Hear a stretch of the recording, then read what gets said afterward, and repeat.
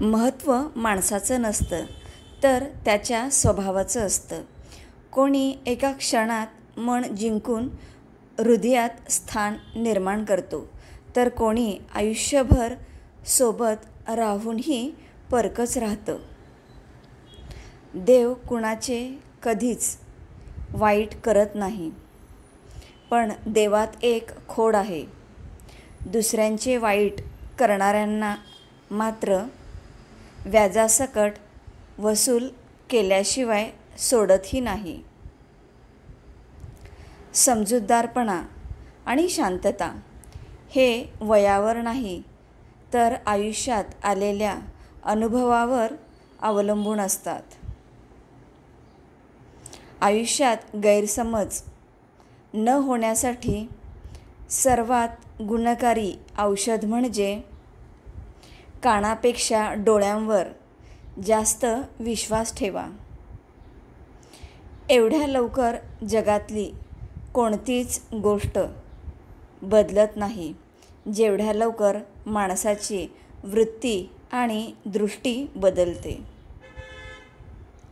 मेणबत्तीमधला धागा मेणबत्तीला म्हणाला, मी जळत असतो तेव्हा तू का विरघळत असते? मेणबत्ती म्हणाली, ज्याला हृदयात जागा दिली तो सोडून चालला असेल तर कोणाच्याही डोळ्यातून पाणी येणारच ना.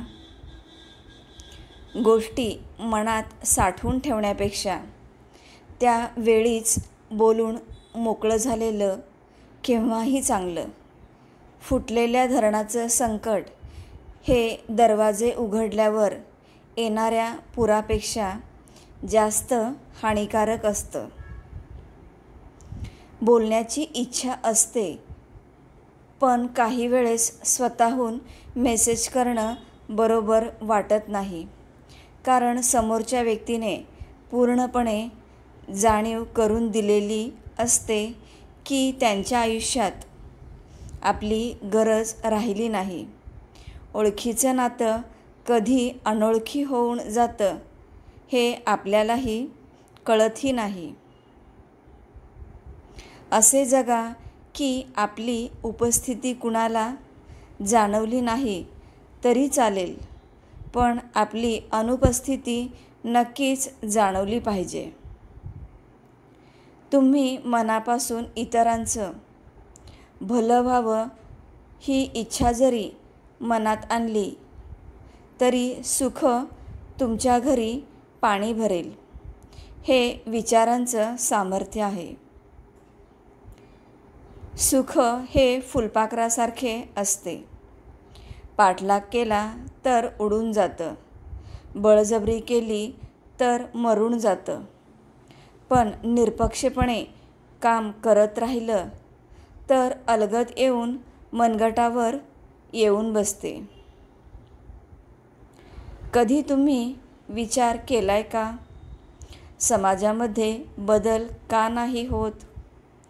कारण गरीब माणसामध्ये हिंमत नाही, मध्यमवर्गीयांकडे टाईम नाही, श्रीमंत माणसाला कोणाची गरज नाही. आयुष्य पूर्ण शून्य झालं तरी घाबरू नका, कारण त्या शून्याआधी हवा तो अंक लिहिण्याची ताकद तुमच्यात आहे. जेव्हा आपण एकटे धावता तेव्हा त्याला रेस म्हणतात, आणि देव जेव्हा तुमच्या बरोबर चालतो तेव्हा त्याला उन्नती म्हणतात. जगावं तर दिव्यासारखं, जो राजवाड्यात आणि झोपडीत एकसारखाच प्रकाश देतो.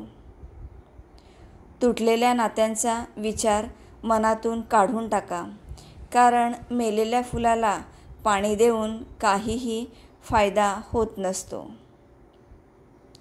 आयुष्यात आलेला वाईट काळ निघून जातो, पण जाता जाता चांगल्या चांगल्यांचे खरे रूप दाखवून जातो. माफी मागणं आणि माफी करणं म्हणजे आयुष्याचा भार हलका करण्यासारखंच. श्री स्वामी समर्थ.